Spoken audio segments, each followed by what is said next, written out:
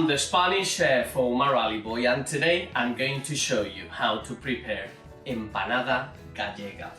A pastry, a pie, a pasty, as you can find here in England as well, from the region of Cornwall. And different though than the ones you find in Argentina, which are the Argentinian empanadas. Slightly different, they use a smaller shape, while here we generally use a whole baking tray to make them. And we would call that empanadillas, small pastries that you can either bake or fry. And so more similar actually than British pies and British pastries, and the filling is not too dissimilar either. For us, generally, the base is always onion and red pepper, and then you can fill it with any other ingredients you like I'm doing today with some tuna and boiled egg, but it's very traditional to do it with fresh fish, anchovies, scallops, octopus, cod, salted cod, and less often you do them vegetarian or filled with meat, but are equally delicious. What's so special about this recipe is that through my early years, empanadas are something very popular. You find them in every supermarket, a fantastic handheld food, a great snack, but they are of awful quality outside of the region of Galicia. I'm from Madrid, so very poor interpretations, quite spongy, and it wasn't until my friend Nacho invited me to Betanzos, the village where they make the best Spanish omelette, which reminds me that I should show you that recipe one day, and soon. And an old lady friend of his used to bring us one every day, and it was absolutely sensational, and that was an eye-opener for me, because that was the very best Empanada Gallega that I've ever tried. And then over time, about 5-6 years ago, I got to meet Antonio Amenedo, who showed me how to cook in his own kitchen of his beautiful patio, by the way, that is a place that you really have to see once in your lifetime, and people get sweat in there because it really is that beautiful. And he showed me in his kitchen how to make the pastry, which to this day it is the very best pastry I've tried in an empanada or any pastry, to be honest with you. So without further ado or more stories, let me crack on and show you how to make it. We're going to need plain flour or all-purpose flour, depending on which country it has one name or another, some Spanish extra virgin olive oil and Spanish white wine, as well as Spanish onion, free-range eggs, bay leaves, some salt, red peppers, whole milk, and tuna in oil from a can.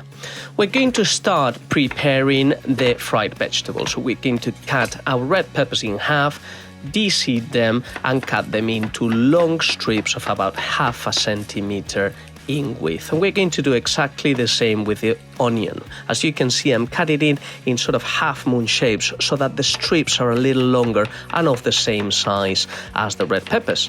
And now we're going to start with the cooking. So in a large pot, we're going to pour the extra virgin olive oil, add the bay leaf, add your onion, red peppers, a bit of salt, pepper, and we're gonna cook it over medium to high heat for 10 minutes and over low heat for the remaining 35 minutes until they are really soft, smooth in texture, and incredibly sweet.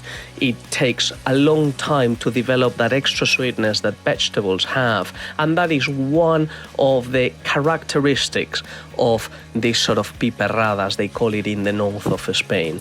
And while the magic happens, you can hard-boil a couple of eggs for about 6 minutes in a small saucepan, and then run them under some cold water so they are easy to peel and they don't overcook too much. And truly, this is what makes this pastry special, the fact that we are going to be using the oil in where the fritada, which are the red peppers and the onions, have cooked. It will have so much flavor, and generally people won't do that. Now I'm just gonna pour the milk and the wine. Give it a little mix, and now we're gonna go with the warm oil, which is going to help ferment. As you saw, I made a little well in the middle on the flour, put a little bit of salt, put the white wine and the milk, and now I'm just draining with the help of a sieve all of the warm oil, and I'm integrating it slowly with the help of a fork so that I don't mess up my hands too much, as it will be very, very sticky to start with. And in case you're burning, but it shouldn't be burning, you should have rested it for 10 minutes so that the oil cools down.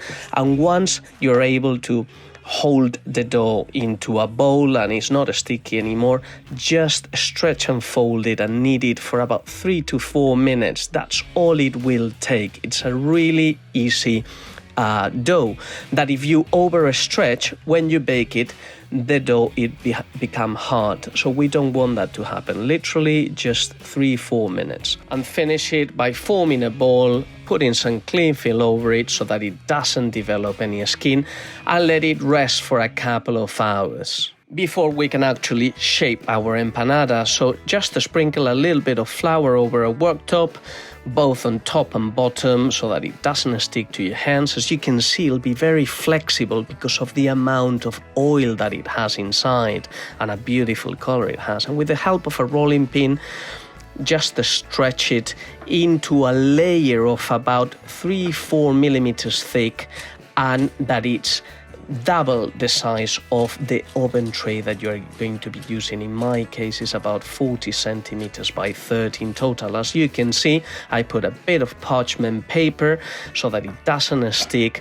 Now we're going to start filling the pastry. So sprinkle the chopped boiled eggs as a first layer in the bottom, then the drained shredded tuna, and we're going to finish it off with the fritada. The reason why we're doing it in this order is because we have these two dry ingredients, which is the boiled egg and the tuna on the bottom. And then even though we remove all of the oil from the peppers and the onions, the reality is they still contain a lot of moisture, which will run down into it. And if it wasn't that way and our bottom layer was very moist, then unfortunately our pastry won't bake properly and won't create a crust in the bottom.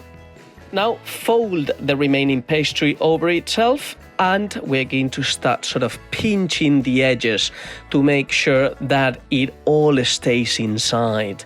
And if you have any leftover dough, you can just take it out, as we're going to be decorating slightly the pastry. I'm doing it in a very simple manner, but you can either do it or not. That's completely up to you. Just making a little hole in the middle so that it breathes out and the steam comes out from the pastry. And I've rolled between my hands, as you saw, these sort of little worms that I am just going to do a crisscross formation, which is quite a typical classical look in a Spanish empanada. Very basic, but it has sort of the Burberry look. And now it's time to bake it. So we are going to put it into a preheated oven at 190 degrees, fan assisted, and cook it for about 25 minutes. And this will be sort of halfway through the cooking process. So take it off the oven for a minute, brush it with a good egg wash all throughout so that it will acquire a nice shine. Put it back into the oven at 200 degrees this time for the last 15 minutes until it looks really nice and golden and the pastry is very crispy. For us in Spain, this is not a pastry that we will eat straight from the oven hot, but we will leave it resting and enjoy it a bit later. And let's give this a try.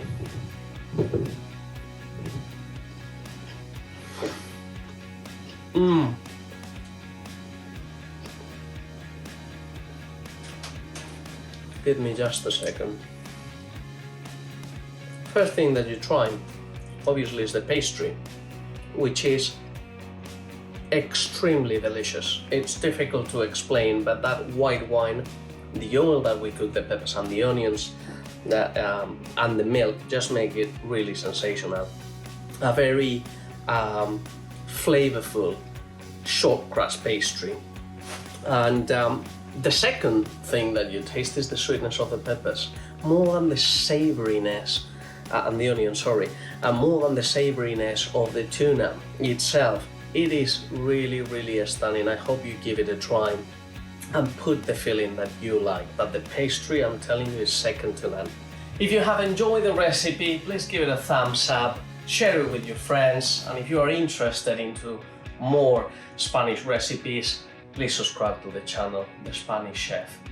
If you're looking for the written recipe, please go to my website, thespanishchef.com, where you will be able to find plenty of Spanish ingredients that we will send directly to your home. All the best, familia, and see you in the next video.